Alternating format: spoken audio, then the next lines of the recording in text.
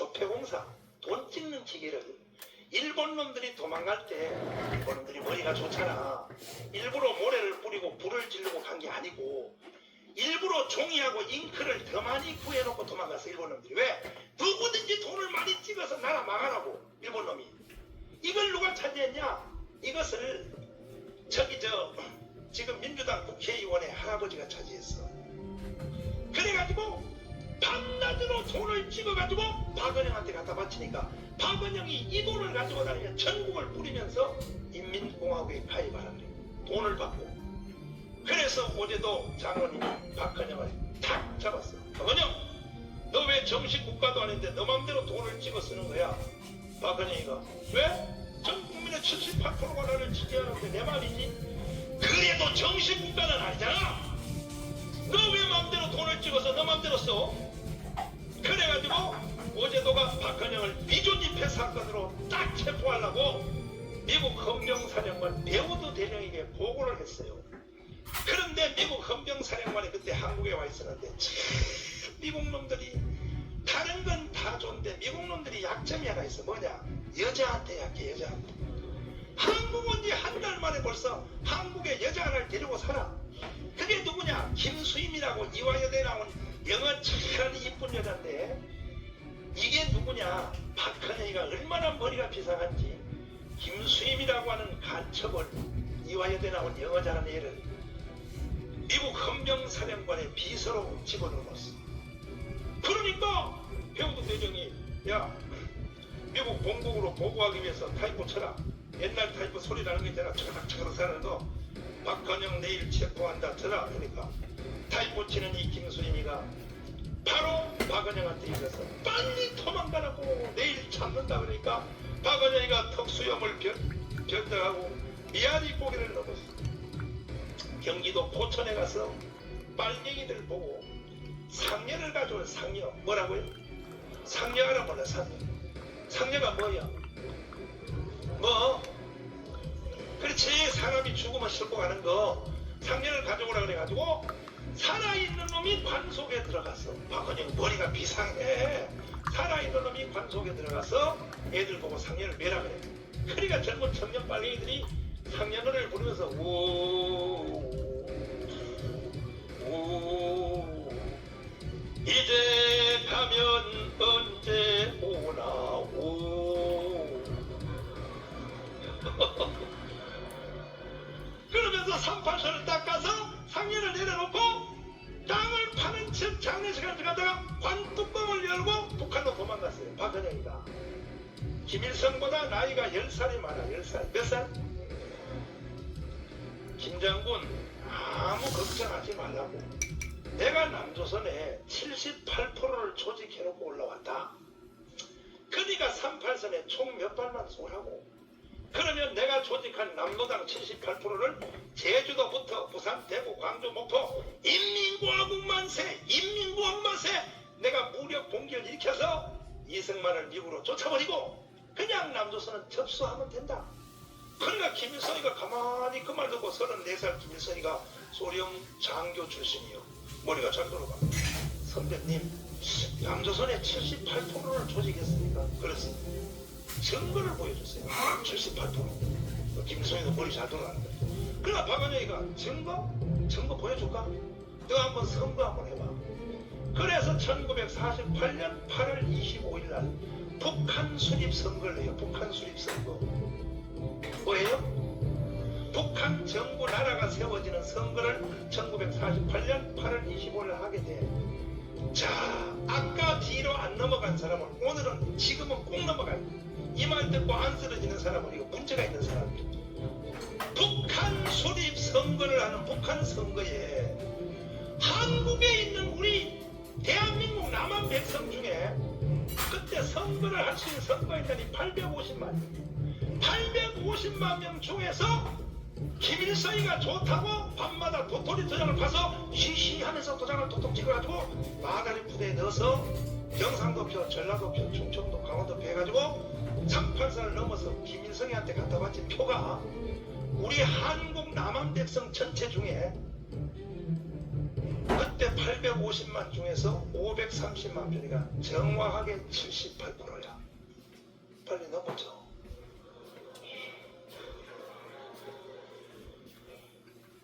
이제 조금 뭔가 좀 충격이 오는 것 같아.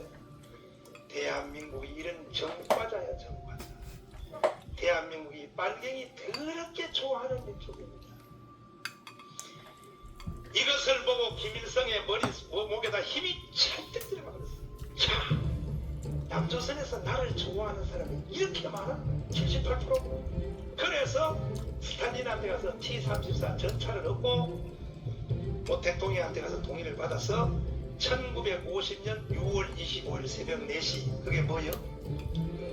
6.25를 감행한 거예요. 김일성이가 그때 6.25를 일으킨 배경은 소련 군대를 믿고 한 것이 아니에요. 북한의 인민군대의 실력을 믿고 남침한 게 아닙니다. 중공군을 믿고 전쟁 시작한 겁니다. 그 후에 도움받았어요. 북한의 김일성이가 남조선 해방 6.25를 일으킨 첫 번째 배경은 뭐냐? 한국에서 북한으로 올라간 투표용지 78%, 530만 표. 요것을 보고 전쟁을 시작합니다. 왜? 박헌영이가 말했거든. 전쟁 시작만 하면 남조선 안에서 78%의 국민들이 들고 일어나서 자체로 나라가 망하고 이승만 미국 쫓아버리고 접수하면 된다. 이것이 6.25에 대한 실제 이유요. 지금도 동일합니다. 보세요. 저 적은 북한 나라 말이요. 인구가 2천만 밖에 안 되고 저게 가난하고 하는 저 김정일이 하나가 세계 초강대국인 소련, 중국, 일본, 미국 김정일 하나를 못 이겨. 김정일이가 힘을 팍팍 큰소리 치면서 중국 말도 안 들어요. 중국 가서 뭐 돈 좀 달라도 안 준다 그러면 간도. 소련 가서 할 거야. 그래서 또 소련 가요? 소련 가서 달라도 안 주면 간도 배짱이야. 어떻게 그렇게 기도 똥자루만하게 쬐끄만 금이생기가 그런 인간 같지도 않은 이 김정일이가 저렇게 전 세계의 나라를 가지고 노느냐? 잘 들어요. 역사는 여러 번 지나도 역사는 반복되는 거예요.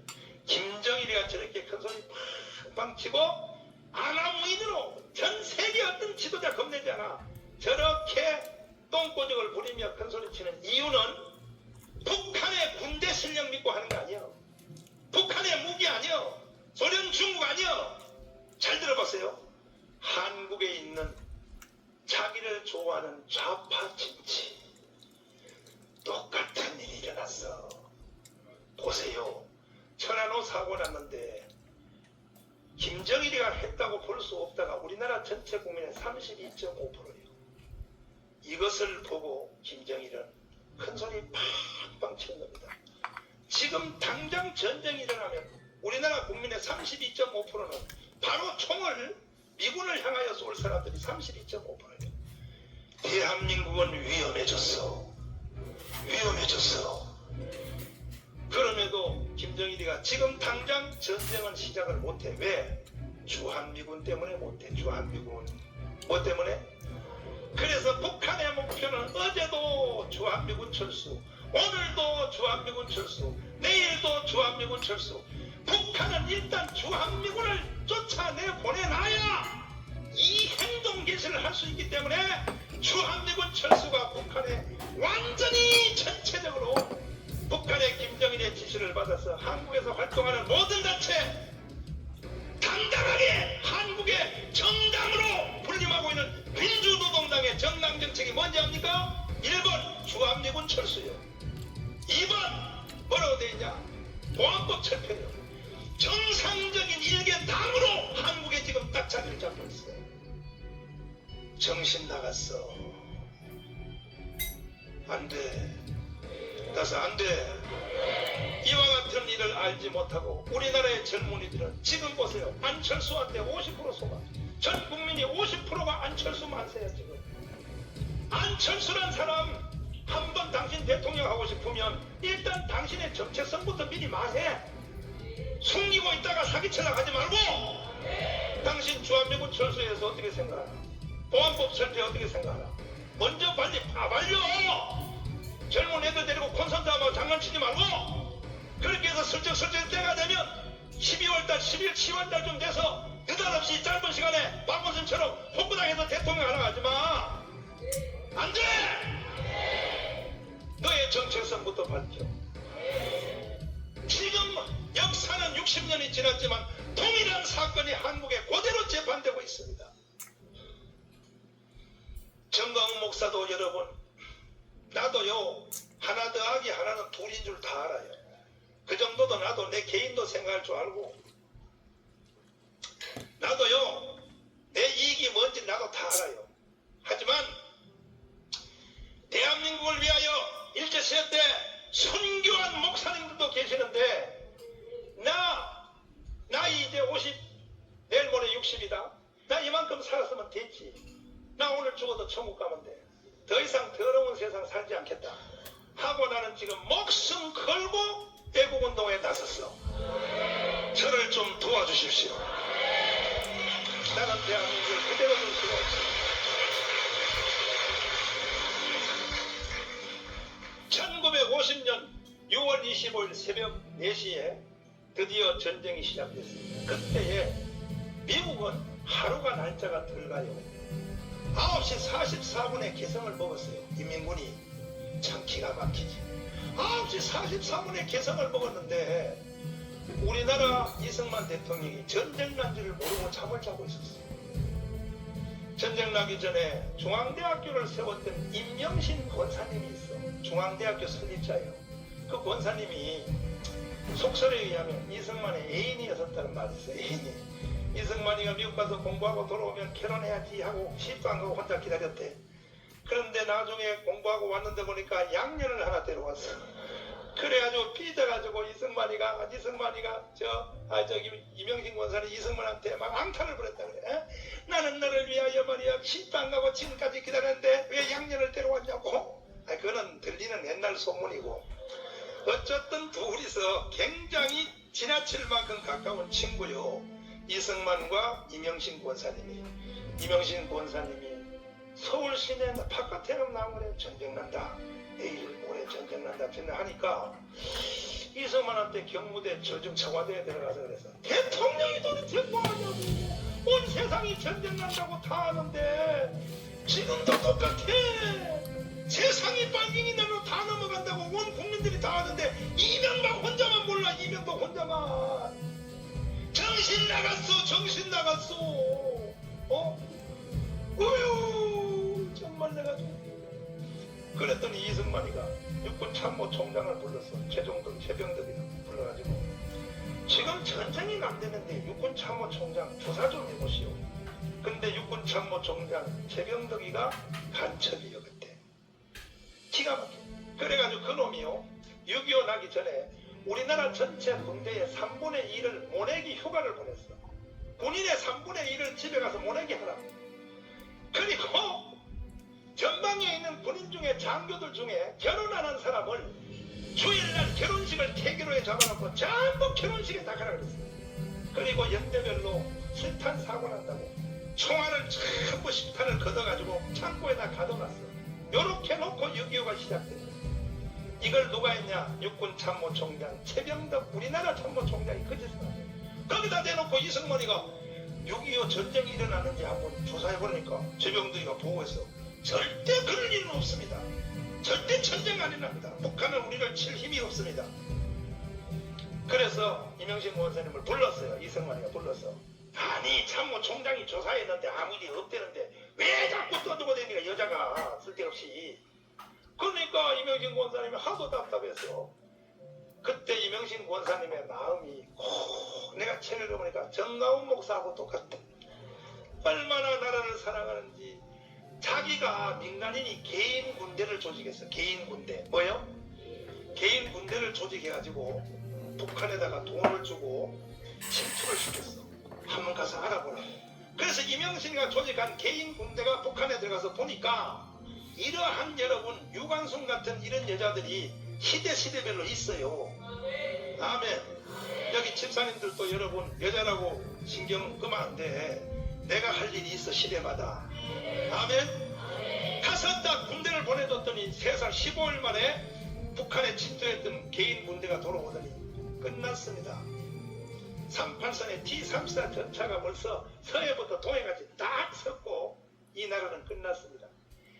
이병신이가 밤중에 이승만을 찾아가서 막 잡아서 막 흔들면서 대통령이 돼서 뭐하냐고 지금 T-34 전차가 북한에 다 섰대는데 뭐하냐고 막 소리를 지르니까 이승만이가 화를 내면서 참모 총장이 괜찮다는데 자꾸 여자가 와서 떠든다고. 그 이명수가 울면서 나와. 그러다가 결국은 6월 25일 날 새벽에 전쟁이 딱 쳐서 전쟁이 터는데 이승만이 몰라. 아침에 7시에 일어나서 경연에서 낚시를 하고 있어서 주일날 낚시를 하는데 북한 저 북쪽에서 포소리가 펑펑 나요. 그리고 이승만이가 저게 뭔 소리인지 알아봐라 하고 비서를 시켰어. 비서가 조금 갔다 오더니 거짓말로 군인들이 훈련하다가 오발다 터졌답니다. 그러니까 이승만이가 그렇지 그 낚시를 다 마치고 이제 샤워를 하고 주일날 교회를 가려고 이승만이가 정동교회 장로요 가려고 10시쯤에 옷을 이렇게 입는데 어떤 비서관이 펄떡펄떡 뛰며 들어오더니 대통령 각하 개성이 넘어갔습니다. 인민군이 지금 문상을 진격하고 있습니다. 기가 막히네. 그때 이승만이가 전쟁 났다 소리를 서울 시민들에게 하면은 서울 시민들이 요동칠까봐 이승만이가 거짓말로 속였다고. 그래가지고 인민군이 3일 만에 불광동으로 들어올 때 서울 시민들이 동대문 야구장에서 야구하고 있었어요. 잘 들어보라고요. 잘 들어보라고요. 역사는 되풀이돼요. 지금 똑같은 일이 다시 일어나고 있어요. 그래가지고 새벽 4시 전쟁이 일어났는데 미국은 그때 토요일이요. 미국은 하루 덜가 날잖아. 미국의 시간이 그때 9시, 저녁 9시인데 초저녁에 그때 트루먼 대통령이 자기 고향 별장에 가서 저녁에 일찍이 잠을 자려고 이렇게 침대에 누웠는데 비서관 하나가 딱 오더니 대통령 각하 비상 보고 드릴 말씀이 있습니다 그랬어. 그게 뭐예요 그랬더니 사우스 코리아 노스 코리아 전쟁이 붙었습니다. 그랬더니 이 미국의 대통령 트루먼이가 침대에서 잠자려고 누웠다가 딱 일어나면서 입에서 이렇게 말했어. 이걸 영어로 지금 그대로 번역을 하면 요즘 쓰는 젊은 애들의 말로 번역하면 이거요. 야 신경 꺼. 뭐 꺼? 내가 지금 악을 쓰면서 소리 지르니까 여기 젊은 대학생들 중고등학생 애들은 겁에 질려가지고 사실과 관계없이 무서워서 지금 이게 분위기에 끌려가거든. 근데 바깥에 나가면 얘들은